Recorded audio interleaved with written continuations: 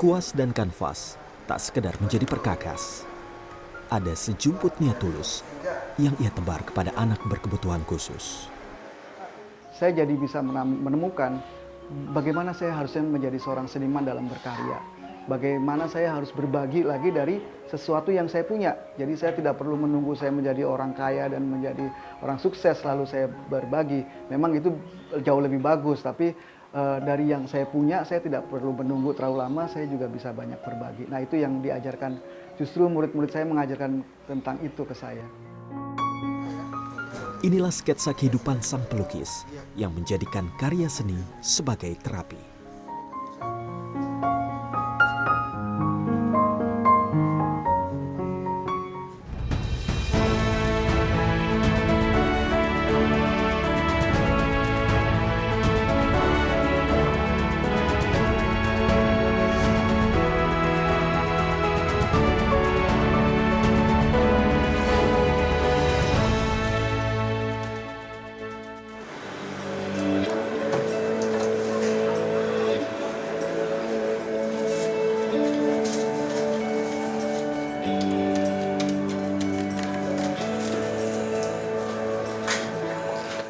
Bagi Timotius Suwarsito, melukis telah menjadi nafas.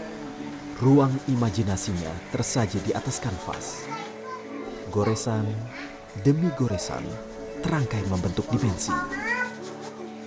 Torehan warna ibarat berkah Tuhan yang melimpah. Begitu indah dan beragam. Demikian cara ia meresapi arti melukis yang ia jadikan wadah meluapkan isi hati.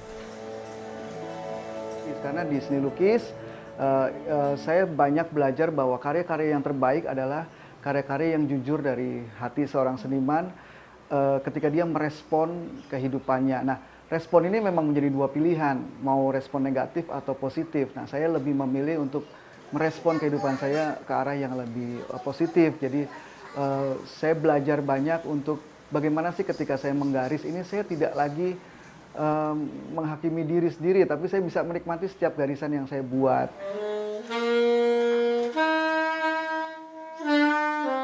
Bercengkrama bersama keluarga menjadi penyemangat sehari-hari bagi pria yang gemar bermain saksofon ini.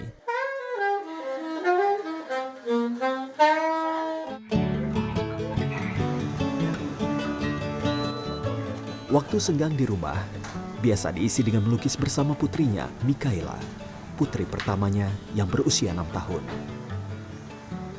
Kalau untuk anak-anak, puji Tuhan kedua-duanya sepertinya suka dengan art ya, tapi melihat papanya mulai melukis, mereka ikut-ikutan untuk coret-coret, untuk segala macam. Nah, dari anak yang pertama, Mika, ini ada sebuah ide waktu itu kita bersama bahwa sebagai terapi juga art, waktu itu saya perkenalkan bahwa kolaborasi art.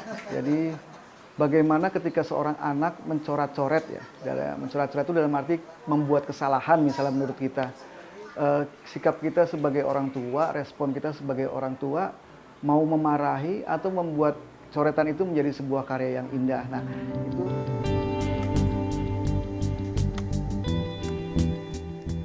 awalnya pria yang akrab disapa Toto itu tak pernah membayangkan dirinya akan mengajar melukis bagi anak berkebutuhan khusus. Terbersit keraguan, namun kecintaannya akan seni lukis seolah menerobos gerbang penghalang demi menebar ilmu bagi siapa saja. 19 tahun ia mengajar di Mitra Hadriprana Art Center. Namun setiap hari, ilmu dan pengalaman baru ia dapatkan dari siswa-siswanya. itu karena waktu itu tahun 2000-an awal itu autis masih hal yang baru. Saya sendiri belum tahu bentuknya anaknya itu seperti apa, perilakunya seperti apa, gayanya seperti apa, nanti mengajarnya bagaimana. Saya cuma niat dalam hati bahwa saya mau. Nah, nggak tahu kenapa 1 minggu kemudian itu ada telepon dari orang tua murid yang dia minta saya mengajar anaknya, datang ke rumah. Saya setujuin, ketika sudah saya setujuin dia baru bilang bahwa anaknya autis dan berkebutuhan khusus. Nah, saya langsung teringat percakapan itu dan kata hati saya pikir, oh ini mungkin panggilan buat saya dan ini harus saya jalankan. Nah,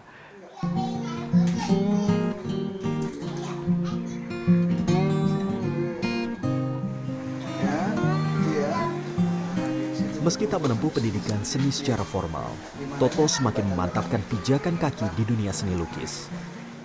Kesulitan mengajar anak berkebutuhan khusus, ia jadikan tantangan. Justru, ia mendulang ilmu dari siswanya sendiri.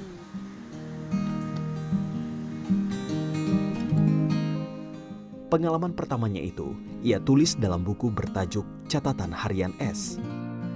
Huruf S yang berdiri tunggal dapat diinterpretasikan sebagai sesuatu yang sederhana, spesial, sabar, sayang, setia, dan sahabat.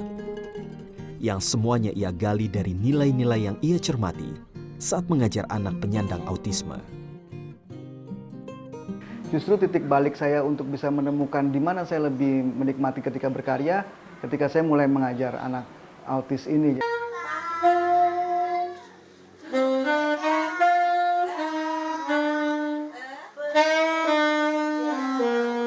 Saya jadi bisa menemukan bagaimana saya harusnya menjadi seorang seniman dalam berkarya.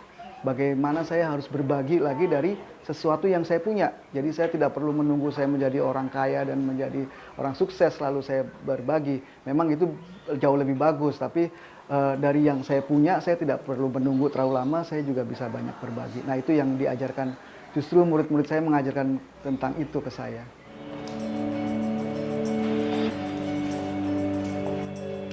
Outsider Art Shop, sebuah galeri seni milik Toto, menjadi ajang memamerkan hasil karyanya, termasuk karya siswa berkebutuhan khusus. Disinilah ruang pengembaraan itu terjadi. Lukisan kontemporer bertema burung kolibri ini misalnya. Toto menggunakan kolase potongan-potongan kanvas bekas yang ia rajut menjadi lukisan. Imajinasi liar pria kelahiran 1975 itu merefleksikan dirinya seumpama burung kolibri. Kendati berukuran mungil, burung kolibri dikenal memiliki kemampuan jelajah yang luas. Ia berharap dirinya mampu menjangkau banyak orang. Raut wajah bangga tak dapat disembunyikan Toto saat memamerkan lukisan bergaya doodle art karya salah satu siswa autisme, Sean Raphael. Lukisan berjudul Becak-Becak itu dibuat pada 2018 yang berbicara mengenai simbol-simbol yang dinamis. Tak hanya gagasan artistik semata, ada celah pintu masuk untuk memahami cara pembuat memaknai kehidupan. Mas, koreksi saya kalau berbicara mengenai seni. Ya. Art is art. Ya, Seperti ya, itu ya, Mas betul, ya. betul. Bahwa tidak ada yang mengkotak-kotakan. Betul. Bahwa ini karya ABK Iya. atau karya non ABK. Iya, iya. Dan itu adalah semua yang diinterpretasikan ataupun Betul. dinilai Iya. oleh orang. Iya. Nah, bagaimana untuk bisa mungkin trik sedikit oleh Mas Toto untuk bisa masyarakat tahu bahwa ini karya seni. Terlepas apakah ini dikerjakan oleh siapapun itu, Iya. baik ABK maupun non ABK. Ya, yang pertama adalah kita sendiri secara pribadi ya harus belajar mencoba untuk mencintai hal-hal yang paling kecil, yang paling sederhana. Kalau itu kita sudah dapat, maka ketika melihat sebuah karya seni yang dibuat oleh orang lain, apresiasi kita timbul. Jadi kita tidak melulu hanya melihat karya itu lalu kemudian disesuaikan sama selera kita, tapi kita melihat bahwa ketika orang itu berkarya, dia mencurahkan segala sesuatu dan saya harus bisa untuk menghargai itu. Nah, belajar mencintai hal-hal yang kecil itu adalah kunci utama untuk kita bisa menikmati karya-karya, apalagi karya-karya modern, kontemporer, dan karya-karya abstrak.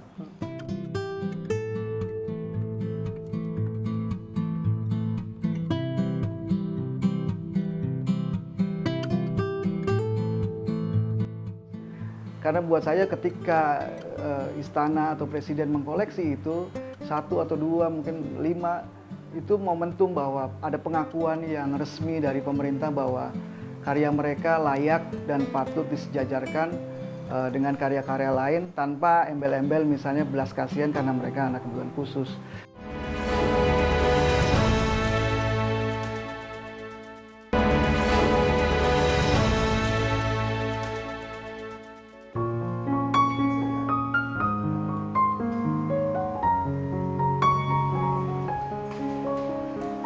Saya Andres, saya seniman. Saya Abdul, saya seniman. Saya lihat seniman. Ah,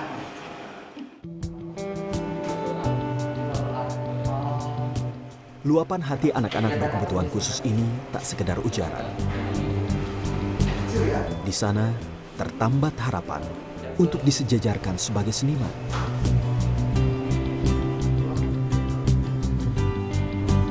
Harapan untuk memperoleh apresiasi layaknya entitas pekerja seni. Mereka memang berbeda, namun mereka memiliki karya. Torehan garis dan warna jauh dari embel-embel kepentingan. Tak ada tendensi yang tersemat. Semua tersaji murni sebagai manifestasi keterkungkungan dalam dunia imajinasi yang hening. Begitu dalam dan lugu, seolah bertutur tanpa norma yang mengatur. Figur sang guru begitu berperan. Lewat tangannya, Toto merangkul setiap anak, menilik setiap jengkal perkembangan yang diperlihatkan. jadi buat saya ketika saya mau mengajar anak kebutuhan khusus, saya berharap hidup saya ini bisa menjadi berkat bagi anak-anak ini. Berkat seperti apa? Bahwa saya harus bisa menjadi mediator atau media komunikasi antara anak dengan dunia luar. Saya selalu tekankan ke orang tua bahwa anak ini hanya berbeda. Berbeda cara dia memandang dunia, berbeda juga cara meresponnya. Toto memperlakukan murid layaknya teman. Pola komunikasi itu dibangun agar murid merasa nyaman. Ya, nah, inilah sebenarnya yang saya pelajarin. Saya belajar berkomunikasi dengan mereka. Kemudian setelah terjalin, tugas saya berikutnya adalah saya membela hak-hak mereka di depan orang tuanya atau di lingkungannya. Jadi misalnya gini, ada satu anak yang karya lukisnya bagus segala macam, tapi karena lingkungannya tidak memahami tentang dunia seni, maka dia bilang kok begitu aja gitu. Nah, kadang-kadang saya juga sedikit agak sedih gitu ya, kenapa seperti itu responnya. Tapi saya juga memahami bahwa memang kita perlu banyak belajar, Indonesia ini perlu banyak belajar seni lebih bagus lagi supaya bisa merespon lebih bagus. Nah, Bagi anak berkebutuhan khusus, menuntaskan satu karya merupakan pencapaian. Mereka tak butuh pujian. Mereka hanya ingin penerimaan bahwa keberadaan mereka bukanlah sebagai beban. bahwa yang penting dari ketika mereka berkarya adalah yang kita lihat satu, ada enggak sinar kebahagiaan di matanya, saya pikir gitu. Ketika dia sudah bahagia di situ, tugas saya sudah selesai. Ketika dia sudah senang dan bisa berkarya, tugas saya sekarang adalah tinggal bagaimana memberitahukan ke orang lain bahwa ini loh cara dia berkomunikasi dan ini loh cara dia merespon dunia, ini yang mau dia bagikan ke kita. Nah, William Koo sudah 3 tahun mendapat bimbingan Toto. Kesulitan berkomunikasi tak menghalanginya menyerap ilmu. Sesekali ia meminta bantuan sang ibu, mengambil cat akrilik yang ia perlukan. Tantrum yang acap kali melanda mulai berkurang. Melukis menjadikannya fokus untuk menyelesaikan setiap guratan hingga tuntas. William ini kan komunikasi kan memang kurang ya. Jadi dengan melukis dia mengeluarkan ekspresinya dia itu dengan melukis. Kebetulan dulu William suka sekali dengan animal. Jadi setiap melukis selalu bertemakan animal sesuai yang dia suka gitu. Dan karena dia enjoy ya dengan melukis, dia enjoy, tenang, fokus.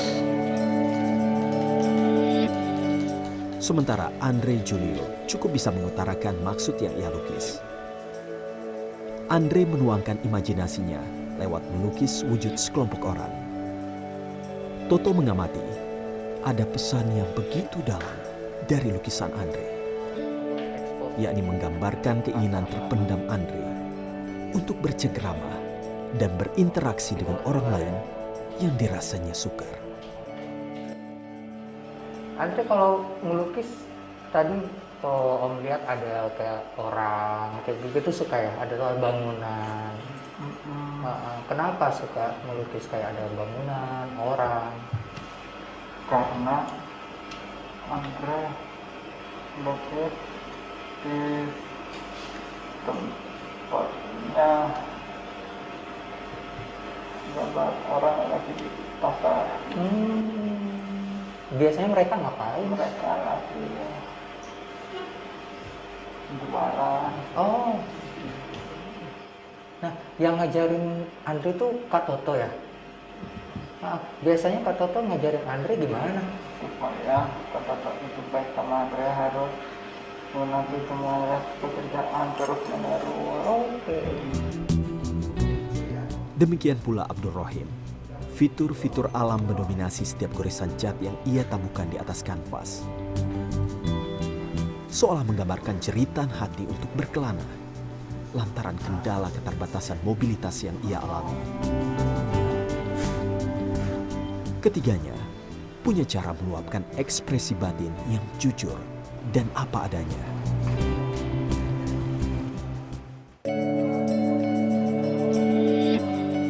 Seni adalah ranah yang bebas dari stigma dan prasangka.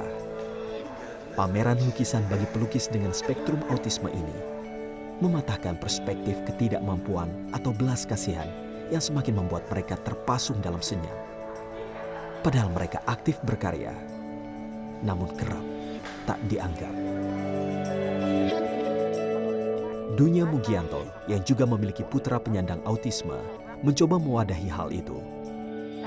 Lukisan-lukisan yang dipajang melewati proses kuratorial tak ubahnya seperti pameran arus utama yang patuh pada konvensi seni rupa formal.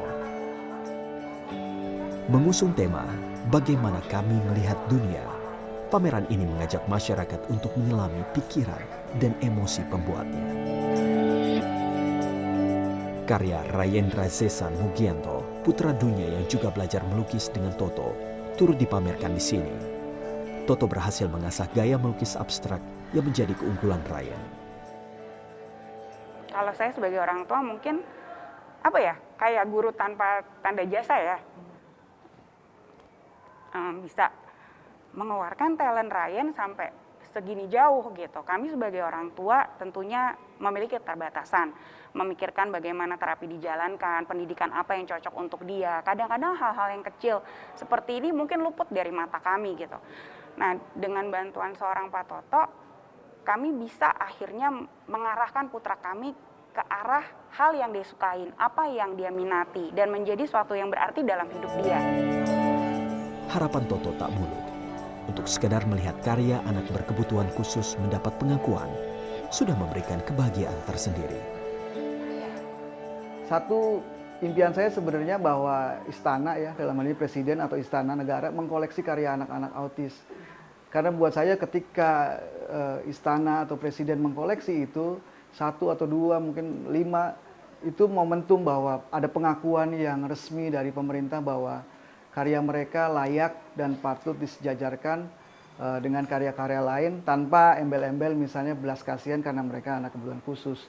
Tapi buat saya juga ketika rasa belas kasihan itu menimbulkan bentuk apresiasi, buat saya juga itu nggak salah.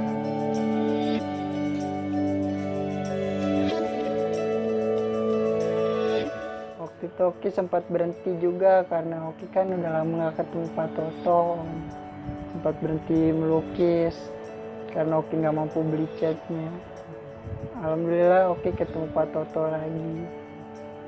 Sering dibantu sama Pak Toto, akhirnya Oki ngelanjutin lagi.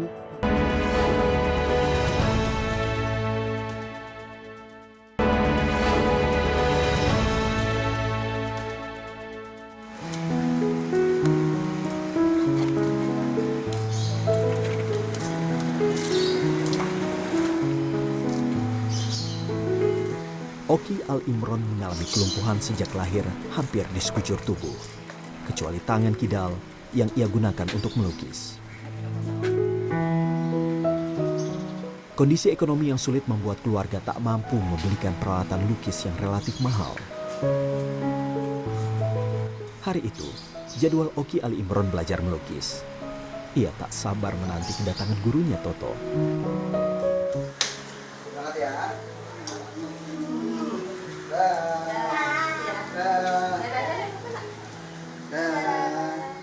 Toto lah yang selama ini membelikan alat lukis untuk Oki. Toto menyadari bakat Oki sangat besar. Namun sayang, terbentur urusan finansial yang tak dapat ia biarkan begitu saja. Begitupun sesi belajar melukis kepada Oki. Ia berikan secara gratis. Berbeda dengan mengajar anak autisme, mengajar Oki relatif lebih mudah sebab komunikasi dapat terjalin. Toto berfokus pada perkembangan motorik Oki yang hanya mengandalkan tangan kiri. Toto bertemu Oki pada 2018 silam pada acara Festival Bebas Batas di mana anak-anak berkebutuhan khusus diberi kesempatan melukis mural di armada bus Transjakarta. Waktu itu Oki sempat berhenti juga karena Oki kan udah lama gak ketemu Pak Toto. Sempat berhenti melukis karena Oki nggak mampu beli catnya. Alhamdulillah Oki ketemu Pak Toto lagi. Sering dibantu sama Pak Toto, akhirnya Oki ngelanjutin lagi. Luar biasa banget Om. Pokoknya luar biasa Om. Ngajarinnya tekun ya Oki, terus selalu ngebantu Oki. Iya Om, Oki baru nemuin guru yang kayak Pak Toto Om. Sri Rohani, ibunda Oki yang sehari-hari bekerja sebagai tukang pijat keliling, begitu bersyukur ada sosok Toto yang ikhlas menempa talenta putranya. Ibu girang aja Om, bersyukur bersyukur sama subhanallah gitu Om. Anak ibu ada kemajuan dikit-dikit itu karena dia nggak sekolah tapi bisa maju, bisa ada perkembangan tangannya gitu Om. Ibu bersyukur sama Allah gitu Om, bersyukur juga sama Pak Toto, baik sama Oki, ada perhatian sama Oki gitu Om. Jadi bisa ngebantu dikit sama orang tua. Setidaknya sudah 50 lukisan dihasilkan Oki. Sebagian bercerita tentang alam, sebagian lain berupa hewan dan wujud benda utuh. Kebanggaan akan talenta yang dianugerahkan Tuhan atas dirinya, ia tambatkan dalam tekad membahagiakan orang tua. Waktu itu Oki semenjak melukis, alhamdulillah Oki bisa menjual lukisan buat ibu kebutuhan Om sehari-hari. Berapa Om? Waktu itu Oki jual 200.000. Iya, seharga gitu aja Om. Bangga nggak Oki bisa? Bangga banget Om. Apa perasaan apa yang Oki bisa rasakan saat Bangga karena Pak Toto Oki jadi bisa nyenangin orang tua Oki Om.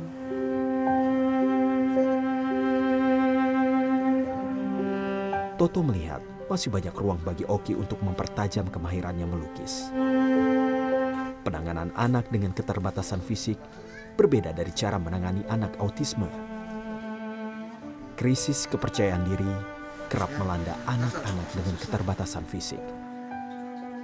Mereka sering bertanya akan diri dan kemampuan serta penerimaan masyarakat atas keterbatasan mereka.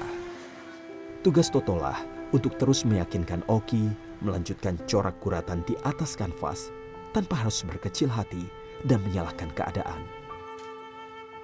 Ya, buat saya Oki salah satu contoh pekerja keras ya. Jadi dia punya kemauan dan semangat, itu yang penting.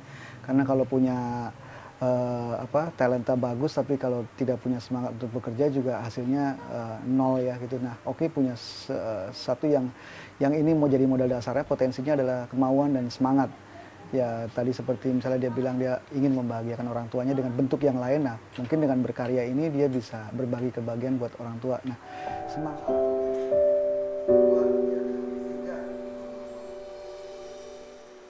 Lewat kanvas, Toto merajut setiap untayan keindahan yang disuguhkan alam. Lewat kanvas, mereka yang terbelenggu dalam sunyi berjuang menembus batas. Lewat kanvas, mata dunia dibuka dengan cerita yang tersirat dalam goresan dan warna. Bahwa ketika Bapak Ibu punya anak berkebutuhan khusus dan segala macam, tidak perlu berkecil hati bahwa anaknya tidak bisa mempunyai sesuatu yang dibanggakan. Nah, kalau kita jeli, kita mau mencari, kita mau mendengar, kita mau mengasihi dengan penuh cinta, menerima mereka apa adanya, pasti mereka akan memberikan kita juga hal-hal yang positif, hal-hal yang baik, hal-hal yang membahagiakan. Tapi itu tadi dengan caranya sendiri.